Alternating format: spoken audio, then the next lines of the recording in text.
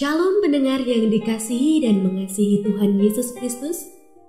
Kita berjumpa lagi dalam program Waktu Teduh bersama Renungan Harian terbitan Yayasan Gloria. Mari kita siapkan hati untuk mendengarkan firman Tuhan.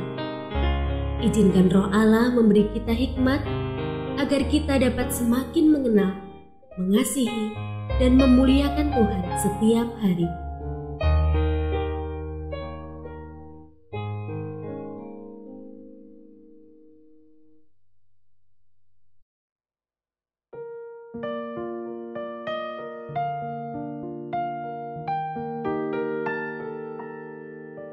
Bagian firman Tuhan yang akan kita baca hari ini adalah dari Keluaran pasal 10 ayat 1 sampai 20. Saya akan membacakan sebagian daripadanya. Sesudah itu berkatalah para pegawai Firaun kepadanya, "Berapa lama lagi orang ini akan menjadi jerat kepada kita? Biarkanlah orang-orang itu pergi, supaya mereka beribadah kepada Tuhan Allah mereka. Belumkah Tuanku insaf bahwa Mesir pasti akan binasa?" Lalu Musa dan Harun dibawalah kembali kepada Firaun, dan berkatalah Firaun kepada mereka, "Pergilah, beribadahlah kepada Tuhan Allahmu. Siapa-siapa sebenarnya yang akan pergi itu?" Jawab Musa, "Kami hendak pergi dengan orang-orang yang muda dan yang tua, dengan anak-anak lelaki kami dan perempuan, dengan kambing domba kami dan lembu sapi kami. Sebab kami harus mengadakan perayaan untuk Tuhan."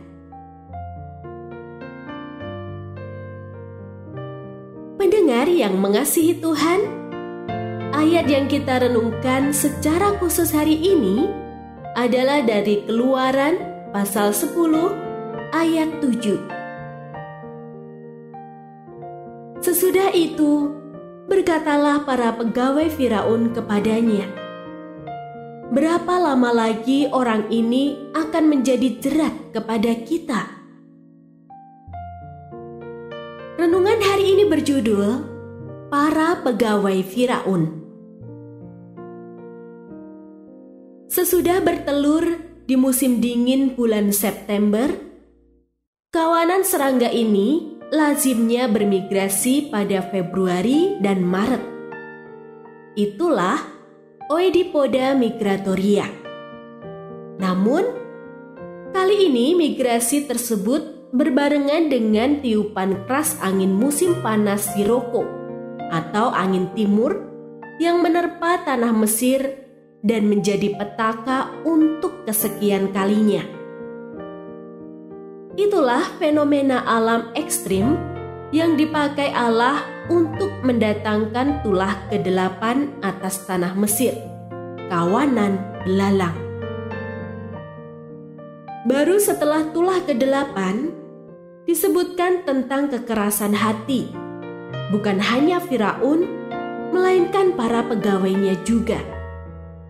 Padahal mereka bukan seperti Firaun yang tak mau menyerah. Mereka sebetulnya sudah jera dan mengusulkan agar tuannya membiarkan umat Israel pergi. Jadi, di mana letak kekerasan hati mereka? Bukankah mereka sudah menyerah? Benar. Namun mereka hanya jera, bukan sadar.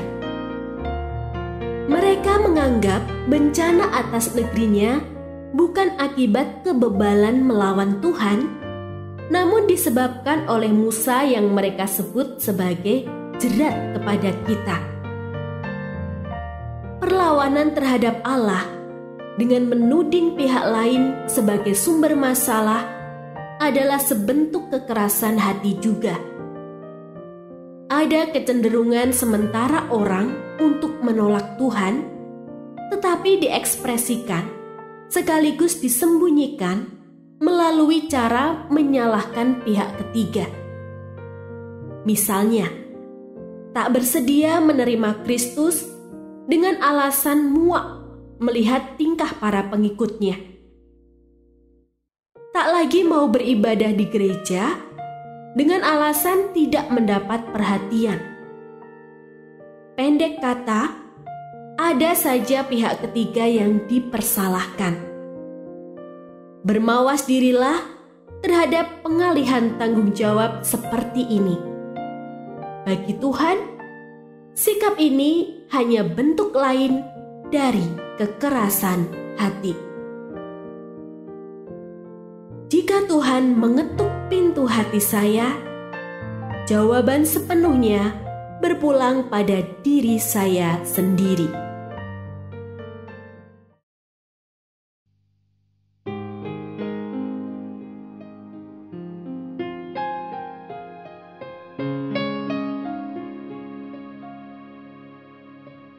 Pendengar yang mengasihi Tuhan, apakah Anda diberkati melalui renungan harian?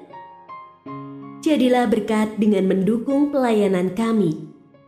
Dukungan Anda dapat disampaikan melalui rekening Bank BCA nomor 456500088880 atas nama Yayasan Gloria. Informasi lebih lanjut mengenai renungan harian dapat dilihat di situs web kami renunganharian.net. Tuhan Yesus memberkati dan menjadikan Anda berkat di hari istimewa ini. Shalom.